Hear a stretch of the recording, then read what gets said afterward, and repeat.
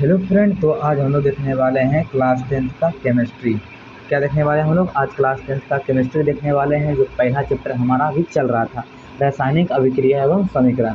उसमें से हम लोग इसमें से 3 प्रश्न को देखे थे, जो बहुत ही इम्पोर्टेंट क्वेश्चन था और टॉपिक था। तो आज हम लोग हमारा अगला टॉपिक क्या है कि संतुलित रासायनिक समीकरण और असंतुलित रासायनिक समीकरण क्या है, या इसे किसे कहते हैं। ये आपके बोर्ड एग्जाम में पूछा गया है कि संतुलित रासायनिक समीकरण किसे कहते हैं या असंतुलित रासायनिक समीकरण किसे कहते हैं। यानी हम लोग आज क्या जानेंगे? संतुलित समीकरण के बारे में जानेंगे और असंतुलित समीकरण के बारे में फुल डिटेल से जानेंगे, किसे कहते हैं और क्या होता है। तो देखिए, समझिए पहले संतुलित रासायनिक समीकरण समझिए। पहला क्या है? संतुलित रासायनिक समीकरण। अब देखिए, संतुलित से आपको स्पष्ट हो रहा हो कि संतुलित मतलब क्या। संतुलित मतलब बराबर। संतुलित मतलब क्या होता है? बराबर या समान होता है। संतुलित समीकरण यानी बराबर समीकरण होगा तभी उस समीकरण को हम लोग क्या कहेंगे? संतुलित समीकरण कहेंगे। और देखिए, इसका डेफिनेशन क्या होता है, देखिए एक बार डेफिनेशन देख लीजिए कि संतुलित रासायनिक समीकरण वह समीकरण है, यानी वह है जिस समीकरण के दोनों और मतलब संतुलित रासायनिक समीकरण वैसा समीकरण है। संतुलित रासायनिक समीकरण वैसा समीकरण है जिस समीकरण के दोनों और मतलब जिस समीकरण के दोनों और प्रत्येक तत्व के परमाणु की संख्या समान होती है। देखिए, अब यहाँ से देखिए एग्जांपल के थ्रू से आप लोग समझते हैं। देखिए, हाइड्रोजन है, यहाँ पर क्या है? क्लोरीन है। देखिए, हाइड्रोजन का सूत्र होता है H, और क्लोरीन का क्या होता है? Cl होता है, और इसके फलस्वरूप क्या बन रहा है? HCl, यानी हाइड्रोक्लोरिक अम्ल बन रहा है। तो देखिए, संतुलित रासायनिक समीकरण क्या बोलता है कि संतुलित रासायनिक समीकरण वह समीकरण है। समीकरण क्या है? ये हो गया आपका समीकरण, फर्स्ट समीकरण। समीकरण किस प्रकार बनता है? तो देखिए, समीकरण इस तरह बनता है, यानी जब कोई पदार्थ रासायनिक अभिक्रिया करता है और रासायनिक अभिक्रिया के बाद में जब कोई नया पदार्थ बनता है, उसे क्या कहा जाता है? उसे उस पूरे को क्या कहता है? समीकरण कहा जाता है। क्या कहता है? रासायनिक समीकरण कहा जाता है। लेकिन उसे संतुलित भी किया जाता है, क्योंकि वह असंतुलित रहता है। अब देखिए, यही बोल रहा है कि संतुलित समीकरण किसे कहते हैं। संतुलित समीकरण है क्या, पहले समझिए। संतुलित समीकरण वह समीकरण है जिस समीकरण के दोनों और प्रत्येक तत्व की परमाणु की संख्या समान होती है। अब देखिए, अब तत्व क्या है? तत्व होता है परमाणु या पदार्थ, यानी हाइड्रोजन क्या है? एक प्रकार का एलिमेंट है। एलिमेंट बोले तो तत्व है। और क्लोरीन भी क्या है? एक प्रकार का तत्व है, यानी ये भी क्या है? एक एलिमेंट है। और हाइड्रोक्लोरिक अम्ल यह एक कंपाउंड है। ये क्या है? कंपाउंड, ये यौगिक है। यानी दो तत्व के मिलने से, दो या दो से अधिक तत्व के मिलने से जो बनता है, जो प्राप्त होता है, उसे क्या कहता है? कंपाउंड कहा जाता है, यानी यौगिक कहा जाता है। तो देखिए, यहाँ पर क्या है? तत्व के परमाणु की संख्या। तत्व यानी हाइड्रोजन की परमाणु संख्या कितना होता है? हाइड्रोजन की परमाणु संख्या होता है 1, और क्लोरीन का भी क्या होता है? 1 होता है। एक इसका भी है और एक इसका भी है। लेकिन जब हाइड्रोजन को अणु के रूप में लिखा जाता है तो H2 लिखा जाता है, और Cl को जब यानी क्लोरीन को लिखा जाता है अणु के रूप में तो Cl2 लिखा जाता है। क्यों लिखा जाता है? देखिए, ये जो होता है ये एक परमाणु है, यह भी क्या है? परमाणु है। लेकिन संतुलित समीकरण में जब समीकरण बनाया जाता है तब उसे अणु के रूप में दर्शाया जाता है, यानी अणु के रूप में उसे लिखा जाता है। यानी यहाँ पर क्या है? H2, यानी इसे क्या पढ़ेंगे हम लोग? हाइड्रोजन प्लस क्या है? Cl2, यानी क्या है? ये क्लोरीन है। ये क्या है? क्लोरीन है। यानी हाइड्रोजन और क्लोरीन जब आपस में अभिक्रिया करता है तो क्या बनाता है? हाइड्रोक्लोरिक अम्ल बनाता है। लेकिन यहाँ पर बात समझिए कि प्रत्येक तत्व की परमाणु की संख्या समान हो। यानी हाइड्रोजन का परमाणु संख्या यहाँ पर मान चलिए कितना है? 2 है।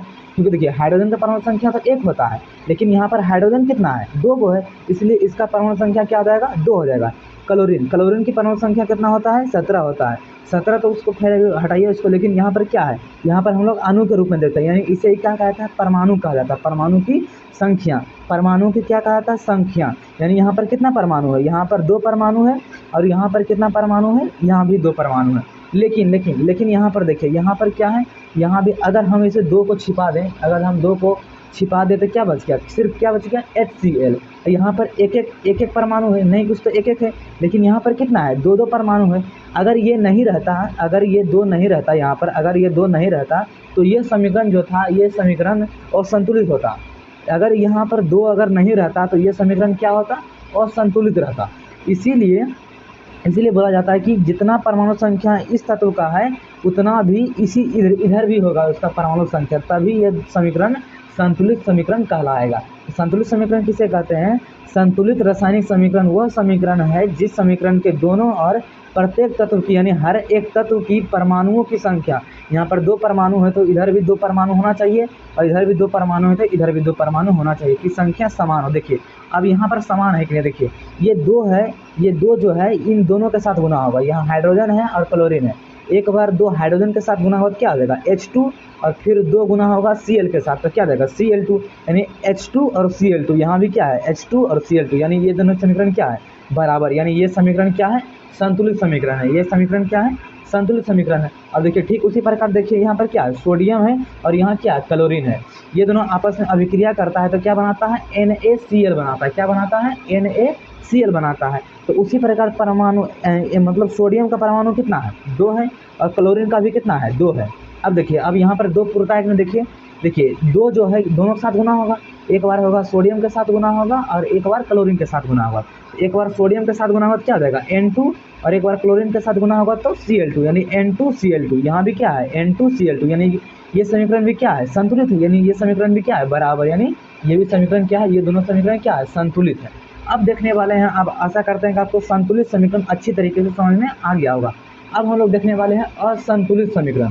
अब असंतुलित समीकरण क्या होता है, देखिए असंतुलित समीकरण क्या होता है, देखिए ठीक उसी का अपोजिट होता है, यानी संतुलित समीकरण का हमेशा उल्टा होता है। वहाँ पर क्या हो रहा था, जिस समीकरण के दोनों और प्रत्येक तत्व की परमाणु संख्या समान होती थी, लेकिन यहाँ पर क्या होगा तत्व की परमाणु संख्या अलग अलग होगा, यानी यहाँ पर समान नहीं होगा, या मतलब यहाँ बराबर नहीं होगा। तो यहाँ पर समझिए, यहाँ से इसको ही समझ लीजिए आप, सेंटेंस को ही समझिए कि असंतुलित समीकरण असंतुलित है, यानी क्या बराबर नहीं होगा, क्या होगा समीकरण बराबर इसमें नहीं होगा। तो असंतुलित समीकरण का डिफिनेशन क्या होता है, देखिए कि असंतुलित समीकरण वह समीकरण है, असंतुलित समीकरण वह समीकरण है जिस समीकरण के दोनों और प्रत्येक तत्व की परमाणु की संख्या समान नहीं होती है, उसे क्या कहा जाता है असंतुलित समीकरण कहा जाता है। क्या कहा जाता है असंतुलित समीकरण कहा जाता है। तो देखिए अगर असंतुलित समीकरण है तो मतलब इन दोनों समीकरण के और परमाणु की संख्या बराबर नहीं होगा।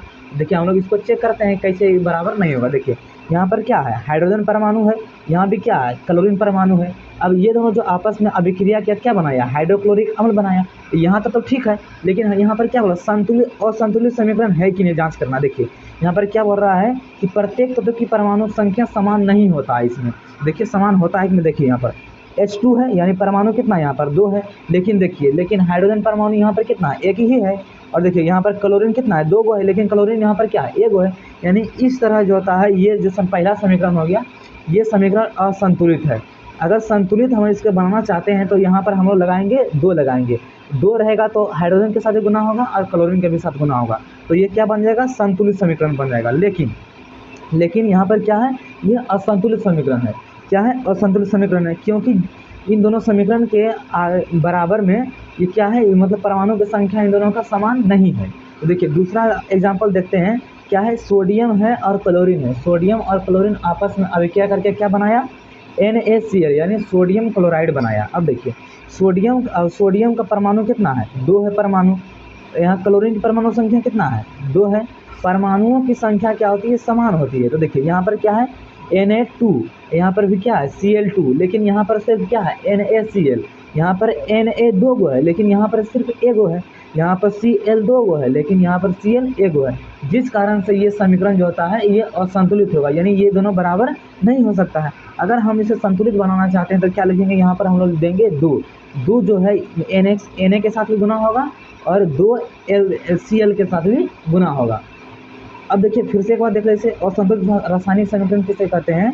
असंतुलित रासायनिक समीकरण हुआ है जिस समीकरण के दोनों और प्रत्येक तत्व की परमाणु संख्या समान नहीं होती है, उसे असंतुलित रासायनिक समीकरण कहा जाता है। आशा करते हैं कि आपको असंतुलित समीकरण और संतुलित समीकरण आपको अच्छी तरीके से समझ में आ गया होगा और आपको एग्जाम्पल इसका हमेशा याद रखना है।